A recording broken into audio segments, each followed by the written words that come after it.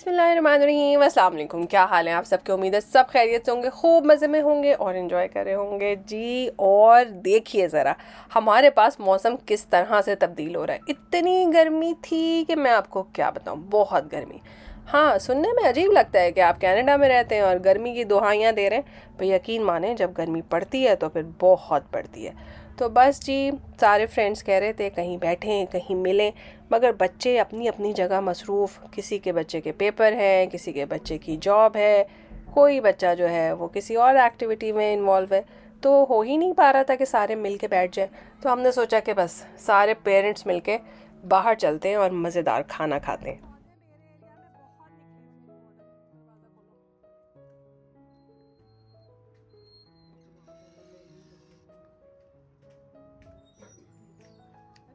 तो जी हम जा पहुँचे दाता ग्रिल, जिसके बारे में हमारे फ्रेंड ने बहुत तारीफ़ें की थी क्योंकि उन्होंने एक दफ़ा पहले यहाँ पे खाना खाया हुआ था। तो हमने सोचा नई जगह ट्राई करनी तो बनती ही है। अंदर घुसते ही दिल खुश हो गया। लाहौर की इतनी प्यारी प्यारी सी तस्वीरें लगी हुई थी। और जाहिर है आप मुल्क से दूर होते हैं तो एक ज़रा सा भी कहीं एक आपको थ्रेड भी मिलता है ना अपने मुल्क से कनेक्शन का, तो बस दिल खुद ब खुद वहाँ पे जाके खुश हो जाता है।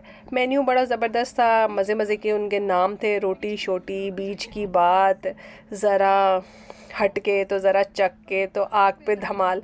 बड़ा मज़ा आया हमें मेन्यू पढ़ के। सबका प्लेटर, ओके, सबका प्लेटर। शाइस्ता कौन सा प्लेटर कह रही है?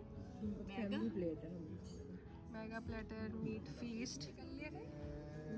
तो मेन्यू तो था बड़ा ही शानदार और सबसे ज़्यादा मज़ा आया हमें कि जब भापें उड़ाता हुआ जो है ना खाना हमारे सामने सर्व हुआ। साफ़ पता चल रहा था ये बिल्कुल फ्रेश तैयार किया गया है, स्पेशली हमारे ऑर्डर पे। उसकी खुशबू ही बता रही थी कि खाना बहुत अच्छा होने वाला है।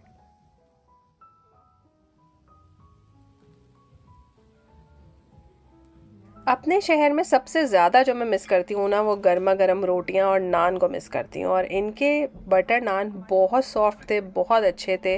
देखने में ही पता चल रहा था कि खा के बहुत मज़ा आने वाला है।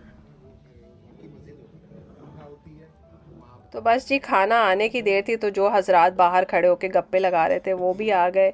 खाने की खुशबू तो हर आदमी को खींच ही लेती है। तो साथ में थी बड़े मज़े की माश की दाल और बोनलेस चिकन की कढ़ाई। बोनलेस चिकन की कढ़ाई मैं कहूँगी कि 7 थी आउट ऑफ 10। लेकिन बाकी सारा खाना जो है वो अच्छा था, अबव एवरेज था और क्वांटिटी भी ठीक ठाक थी। हमने एक बड़ा प्लेटर मंगवाया था जो 4 to 6 लोगों के लिए इनफ था और वो वाकई इनफ ही साबित हुआ। उसमें बारबेक्यू आइटम थे जिसमें आप कोई से भी 10 आइटम सेलेक्ट कर सकते थे। तो हमने 3 टाइप्स के आइटम लिए और उन्हीं की 3 3 सर्विंग्स मंगवा ली ताकि सबको पूरी हो जाए।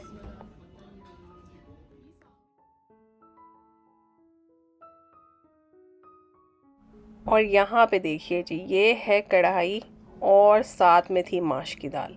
माश की दाल बड़ी कमाल की थी और रायता टेस्ट में अच्छा था मगर कलर में बड़ा ख़तरनाक।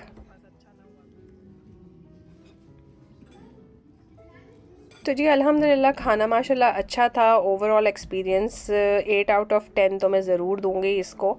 और सर्विस बहुत अच्छी थी, जो बच्चा सर्व कर रहा था वो भी माशाल्लाह बहुत स्वीट बच्चा था। तो अगर आपको खाने के लिए अच्छा खाना मिल जाए, अच्छी जगह मिल जाए और सर्विस भी अच्छी हो तो फिर डेफिनेटली वो जगह वर्थ अ ट्राई तो होती है। यहाँ पे पार्किंग का भी कोई इशू नहीं था और बाहर बैठने की बड़ी अच्छी जगह थी। लेकिन हम अंदर बैठे हैं, इंशाल्लाह ताला अगली दफ़ा जब आएंगे तो ज़रूर बाहर बैठेंगे। अच्छा, सबसे मज़े की बात यह है कि यहाँ पे ऑनेस्ट रिव्यू देने पे इन्होंने हमें एक छोटी सी रिव्यू बिरयानी भी दी। बड़ा मज़ा आया, हम सब ने अच्छे अच्छे से रिव्यूज़ दिए क्योंकि ओवरऑल हमारा एक्सपीरियंस अच्छा ही था, तो हमारा रिव्यू डेफिनेटली ऑनेस्ट था। तो जनाब आप ऑल द वे ड्राइव करके मिल्टन तक आएँ तो ऐसा नहीं हो सकता कि आप यहाँ पे ना आएँ। ये है सौगात, और सौगात पे जो है वो हर मज़ेदार चीज़ मिलती है जो आपको पाकिस्तान में मिलती है, चाहे वो गोलगप्पे हैं, आलू टिक्की है, चना चाट है, बेकरी वाले बिस्किट हैं, जलेबियाँ हैं, और क्या क्या होता है हमारे यहाँ, अंडे का हलवा है, इंजीर का हलवा है, हर चीज़ मिलती है। तो बस जी हम भी आ गए इधर। हमने कहा एक दफ़ा हाज़िरी देनी तो बनती है। यहाँ से हमने अपने बच्चों के लिए कुछ चीज़ें ली। अब ज़ाहिर है बच्चों को घर छोड़ के जब आ जाते हैं ना तो फिर दिल पीछे ही लगा रहता है कि थोड़ा बहुत कुछ बच्चों के लिए भी करना चाहिए। हुसैन होता ना तो कहता मुझे ये खाना है। बस जी, खाना हो गया, मीठा हो गया, तो आप समझ ही सकते हैं जब चाय आ जाती है तो दावत का इख्तिताम हो जाता है। इसी तरह से हमारी आउटिंग भी इख्तिताम पजीर हुई। यहाँ पे हमने ली चाय और उसके बाद सब ने अपनी अपनी सवारियाँ पकड़ी और अपने अपने घरों की तरफ रवाना हो गए। मज़े की बात यह है कि हम एक चौथे शहर में खाना खाने आए हुए थे और हमारा पूरा ग्रुप 3 डिफरेंट शहरों में वापस जाने वाला था। है ना मज़े की बात? घर पहुंचते पहुंचते जो है वो मौसम फिर से हसीन और सुहाना हो गया था, ठंडा हो गया था, बारिश होने लगी और अच्छी खासी सर्दी हो गई थी। वैसे इससे मुझे जो है ना थोड़ी सी घबराहट ज़रूर होती है कि लो भाई, गर्मियाँ गई और सर्दियाँ आनी शुरू। ये आ गई है नेक्स्ट मॉर्निंग और ये बहुत अर्ली मॉर्निंग है, मेरे अलावा कोई भी नहीं उठा हुआ और यहाँ पे मैं एक केक बनाने की तैयारी कर रही हूँ। इंग्रेडिएंट्स आपके सामने हैं और ये डिस्क्रिप्शन में आपको पूरी डिटेल और क्वांटिटीज़ के साथ जो है वो मिल जाएंगे, तो इसलिए आपने बिल्कुल फ़िक्रमंद नहीं होना। अब सवाल ये उठता है कि सुबह सुबह उठ के नाश्ता बनाने के बजाय जो है वो मैं केक क्यों बना रही हूँ। असल में हमारे नेबर्स 2 दफ़ा कह चुके थे कि हम आपके पास आना चाहते हैं, मगर हर दफ़ा कोई मसरूफियत थी और प्रोग्राम कैंसिल हो जाता था। तो फिर आज उन्होंने शाम में आना है, तो मुझे रात से ही हो रहा था कि मैं कुछ अच्छी चीज़ बनाऊं ताकि उनके बच्चे आएँ तो खुश हो जाएं। तो यहाँ पे सारे ड्राई इंग्रेडिएंट्स जो है ना वो मैंने इकट्ठे कर दिए हैं। ठीक है, मैदा है, उसमें नमक और बेकिंग पाउडर अच्छी तरह से मिला के रख दिया है। अब जब ड्राई इंग्रेडिएंट्स से आप फारिग हो जाते हैं तो बारी आती है वेट इंग्रेडिएंट्स की। ठीक है जी, और वेट इंग्रेडिएंट्स में आपको पता है चीनी भी शामिल है। ये केक मुझे इसलिए पसंद है क्योंकि इसमें ऑयल डलता है। बटर वाले केक मुझे लगता है थोड़े बजट फ्रेंडली होते नहीं हैं।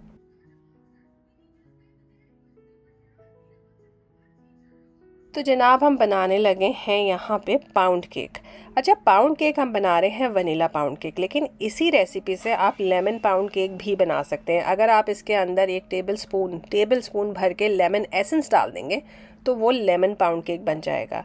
और अगर आप लेमन एसेंस नहीं डालना चाहते तो आप इसके अंदर जो है वो 2 से 3 टेबल स्पून भर के लेमन जूस डाल दें। इतना इंटेंस फ्लेवर तो नहीं होगा, लेकिन वो भी बहरहाल लेमन पाउंड केक बन जाएगा। लेमन पाउंड केक स्टारबक्स का बहुत फेमस है। स्टारबक्स का हमने बायकॉट किया हुआ है, आप समझ ही सकते हैं। तो अगर किसी को बहुत पसंद आ तो अपने घर में बना सकते हैं। मैं श्योर नहीं थी कि बच्चे लेमन केक बहुत शौक से खाएंगे, तो इसलिए मैंने सोचा कि मैं अंदर नहीं डालूँगी। तो यहाँ पे तेल और चीनी को अच्छी तरह से ब्लेंड कर दिया और उसके बाद एक एक अंडा करके मैं डाल रही हूँ उसके अंदर। अंडे अलग से तोड़ के चेक करके डाला करें। हमारे पास कभी कभी अंडे ख़राब निकल आते हैं, तो इसलिए मैं लाजमी कोशिश करती हूँ कि अंडा अलग से ही तोड़ूँ, उसको चेक करके फिर शामिल करूँ। क्योंकि डायरेक्ट बैटर में अगर आप अंडा डाल दें और वो ख़राब निकले तो फिर क्या होगा।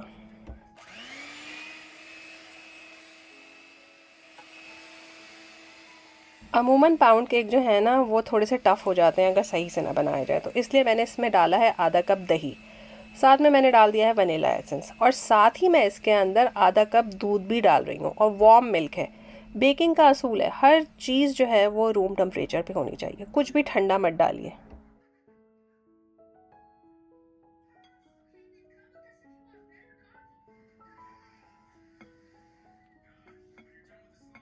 बस जी, जैसे ही हमने वेट और ड्राई इंग्रेडिएंट अलग अलग कंबाइन कर लिए तो अब इन दोनों को मिला जुला देना है। जैसे ही ये रल मिल जाएंगे आपका बैटर तैयार है। अब यहाँ पे देख लें, आप बीटर नहीं मैं चला रही क्योंकि ये केक बहुत जल्दी टफ़ हो जाता है। आपको सख्त केक नहीं चाहिए ना, तो बस हैंड से, किसी स्पैचुला से, किसी विस्क की मदद से इसको आप मिला लीजिए। एक आध लंप रह भी जाए ना तो परेशान मत होइएगा, आपका केक उसकी वजह से बहुत मॉइस्ट बनेगा। ठीक है, ज़रूरत से ज़्यादा मिक्स नहीं करना है। आपके सामने मैंने मिक्स किया है, मेरा ख्याल है मैंने 30 सेकंड भी नहीं लगाए हैं इसको मिक्स करने में, बस इतना ही काफ़ी है। लोफ टिन में हमेशा बनाया जाता है पाउंड केक और अच्छा भी लगता है। आपकी मर्ज़ी है, अगर आप किसी और सांचे में बनाना चाहें तो ज़रूर बना लें।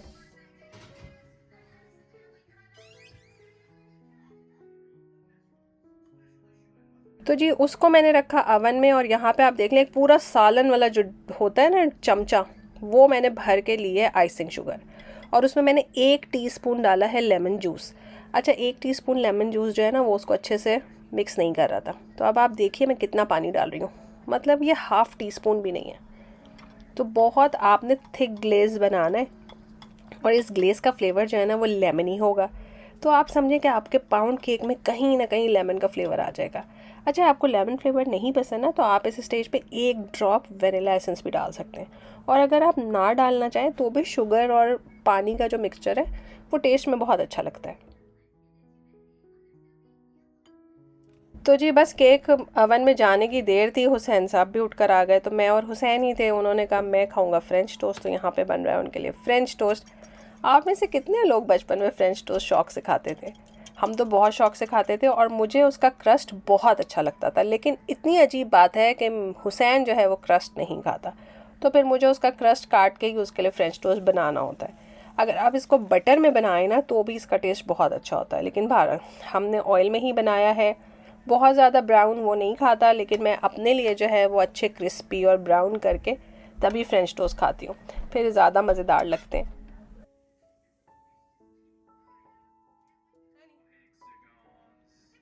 यहाँ पे मैंने अपने लिए भी चाय बनने के लिए रख दी। मैंने सोचा कि मैं भी साथ साथ नाश्ता कर लूँ, क्योंकि जब तक मेरी चाय बनेगी केक भी इंशाल्लाह तैयार हो जाएगा। केक तकरीबन 40 मिनट में तैयार हुआ था, और आप देख लीजिए कि उसकी लुक कैसी है। अंदर मैं स्क्वायर डाल के आपको दिखा देती हूँ, और देखें क्रम्स बिल्कुल भी नहीं है।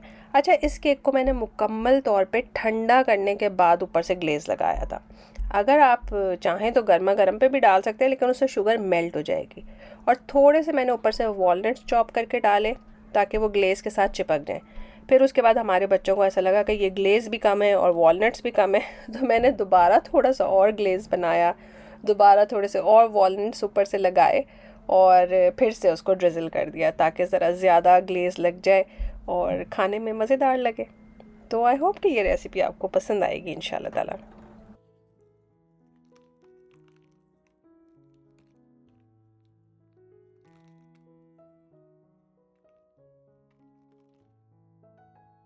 तो जी ये ग्लेज़ का सारा काम मैंने किया था बाद में, जब ठंडा हो गया था केक, लेकिन मैंने सोचा कि एक ही दफ़ा मैं आपको सब का सब दिखा दूँ। अभी जब केक बाहर निकला था तो मैंने सोचा कि साथ ही जो है मैं अपना खाना भी पकने के लिए रख दूँ। तो प्याज, टमाटर, अदरक और लहसुन, इसको मैंने ताज़ा ताज़ा चॉप करके डाला है ऑयल के अंदर। इसको मैं थोड़ी देर के लिए भूनूंगी। आपको पता है एक ज़माना ऐसा था, मैं लहसुन अदरक का पेस्ट कभी ही नहीं इस्तेमाल करती थी, कभी नहीं बनाती थी। हमेशा उसी टाइम पे जो है वो इसी तरह से ग्रेट किया, और उससे खाने का टेस्ट बहुत अच्छा होता है। तो आप भी ऐसा कर सकते हैं अगर आपके पास टाइम हो तो बस जाएंगे वही 4 इंग्रेडिएंट्स, नमक, मिर्च, हल्दी और धनिया पाउडर। बस इसको अच्छी तरह से आपने मिक्स कर लेना है। सब्जियां हैं तो इतना कोई मसाला भूनने की मुझे ज़रूरत महसूस नहीं होती, बस थोड़ी देर भुन गया। तो मैंने देखे गोभी के कितने बड़े पीस किए हैं और आलू के भी बड़े बड़े से पीस किए हैं, ताकि ये सारी सब्जियां जो हैं एक ही टाइम पे गल जाएं। ऐसा ना हो कि गोभी बाद में गले, आलू ना गले, गाजर ना गले। इस तरह का कन्फ्यूजन मैं रखना नहीं चाहती थी, तो इसे मैंने आलू और गोभी थोड़े बड़े रखे हैं। गाजर मैंने थोड़ी बारीक रखी है ताकि वो ज़रा जल्दी गल जाए। इसमें मैं मटर भी डालूँगी, मगर वो फ्रोज़न मटर हैं तो इस वक्त डाल दो ना तो बड़े बदशक्ल हो जाते हैं, तो वो मैं इंशाल्लाह ताला डालूँगी एंड में। तब इसको मिक्स करके मिट्टी की हांडी में ढक के रखेंगे। जितनी देर में हम नाश्ता करेंगे इंशाल्लाह ताला ये गल जाएंगे। तो अब आप देख लीजिए इनकी लुक। कम से कम 15 से 20 मिनट बाद में आई हूँ तो इसमें नीचे पानी था। अब मैं जो हूँ वो इसको खोल के पकाऊंगी ताकि पानी जो है वो बिल्कुल खुश्क हो जाए। और आप सब्जियाँ अच्छी तरह से चेक कर लीजिए, 15 से 20 मिनट में मिट्टी की हांडी में बिल्कुल कवर करके पकाने से कितनी अच्छी गल गई हैं। बस अब मैंने आँच तेज़ कर दी थी, मगर मैं साथ में सर पे खड़ी रही थी। ऐसा ना हो कि आप आँच तेज़ करें और फिर निकल जाएं किचन से बाहर। मैं तो जैसे किचन से बाहर जाती हूँ भूल जाती हूँ कि पीछे क्या छोड़ के आई हूँ। तो इसलिए जो काम तमाम करना हो वो वहीं पे खड़े होके कीजिए। पानी खुश्क हो जाएगा तो उसके अंदर मैंने धनिया, हरी मिर्चें और अचार का एक पूरा बड़ा चमचा भर के डाला। बहुत मज़ेदार मिक्स वेजिटेबल बनती है, यकीन माने।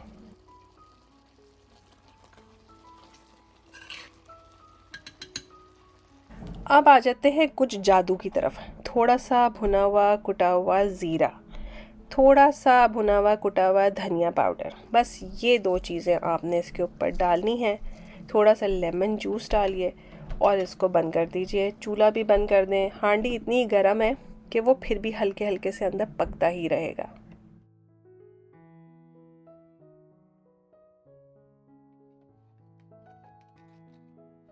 तो जी हमारे पास चने फ्रीज़र में बॉईल हुए रखे थे। भाई मील प्रेप मैं कहती हूँ ऐसे ही मौक़ों पे काम आती है। पहले से चीज़ें तैयार की हों, ज़िंदगी आसान है। शाम में मेहमान आने हैं, आपने डीफ्रॉस्ट किए चने, इसमें आपने डाला नमक, मिर्च, हल्दी, धनिया पाउडर, थोड़ा सा ज़ीरा, थोड़ा सा चाट मसाला, पानी डालें और इसको अच्छी तरह से जो है वो मिक्स कर दें। थोड़ा सा पानी डाल के इसको पकने के लिए रख दीजिए ताकि सारे के सारे मसाले जो हैं वो चनों में अब्जॉर्ब हो जाएं। और यहाँ पे देख लीजिए मैंने टमाटर, प्याज, धनिया, हरी मिर्चें काट ली हैं। प्याज को फ्रिज में रख दीजिए काटने से पहले, उससे ये होता है कि उसकी तेज़ी थोड़ी सी कम हो जाती है, ठीक है। और ये इमली की चटनी हमेशा मेरे फ्रिज में होती है, मैंने बनानी सिखाई भी है। इमली और गुड़ की चटनी है, इसमें से 2 से 3 टेबलस्पून मैं इसमें शामिल करूँगी। साथ में मैं इसके अंदर 3 से 4 टेबलस्पून डालूँगी क्या कहते हैं उसको, केचप। ऊपर से हम डालेंगे धनिया पाउडर, ज़ीरा पाउडर, और बस कमाल के चने तैयार हो जाएंगे। साथ साथ चखते रहिए एक एक चना उठा के कि आपको खाने में कैसा लग रहा है। जब ये मुकम्मल तौर पे ठंडे हो जाए ना, तो इनके अंदर आपने सारी कटी हुई सब्जियां शामिल कर देनी है और अपनी एक हसीन सी खूबसूरत सी सर्विंग डिश में इनको निकाल देना है। बस जी, आप तैयार हैं शाम की चाय के लिए। जब भी आपके घर कोई मेहमान आए, आपने एक पाउंड केक बनाया, चनों की चाट बनाई और you are good to go. इससे अच्छी चाय क्या हो सकती है। आप में से बहुत सारे लोगों ने अपनी दावतों की तस्वीर मेरे साथ शेयर की, बहुत सारी बातें शेयर की, बहुत सारे मैसेज किए। यकीन माने बहुत मज़ा आया मुझे वो सब कुछ पढ़ के, और मैंने कोशिश की कि जितने जवाब मैं दे सकूं ज़रूर दूं। तो बस जी, टी पार्टी को अप्रिशिएट करने का बहुत बहुत शुक्रिया। और हमने टी पार्टी क्या की, हमने उसके बाद टी ट्रॉली को बिल्कुल सजा के रख लिया है। अब हमने सोचा है कि हमारे यहाँ जब भी कोई गेस्ट आएंगे और हमने कोई छोटी सी चीज़ भी सर्व करनी होगी तो हम अपनी टी ट्रॉली ज़रूर यूज़ करेंगे, ताकि नेक्स्ट टाइम मेरा कोई बच्चा कभी ना पूछे कि ये है किस मकसद की। तो आई होप कि आप लोगों के घर में भी अगर टी ट्रॉली है तो उसको इस्तेमाल करें। बच्चे बहुत खुश होते हैं। हुसैन तो चला के उसे बहुत इन्जॉय करता है और अच्छा भी रहता है। तो छोटी मोटी टी की बैठक हो ना, चाय बैठक, उसमें ये देखने में भी अच्छी लगती है, खूबसूरत लगती है। और आप लोग सुनाइए कि आप लोगों का वीकेंड कैसा रहा। तो अगर आप लोगों को मेरी वीडियो पसंद आती है तो आपने चैनल को लाइक और सब्सक्राइब ज़रूर करना है। इससे होता ये है कि मुझे पता चलता है कि मुझे आप लोगों की तरफ से अप्रिसिएशन मिल रही है, और इससे मुझे मोटिवेशन भी मिलती है। दिल भी चाहता है कि आप बहुत अच्छा सा काम करें ताकि लोग खुश हो जाएं। और आप सबकी दुआओं के लिए बहुत शुक्रिया। मेरी दुआ है कि वो सब की सब दुआएं आप सबके हक़ पे ज़रूर कबूल हो जाएं और अल्लाह ताला आपको बहुत सारी आसानियाँ भी दें, जो आपकी मुश्किलें वो सारी दूर हो जाएं और खैर के मामले हों। फिर मिलेंगे एक नई मज़ेदार सी वीडियो में। तब तक के लिए अल्लाह हाफ़िज़।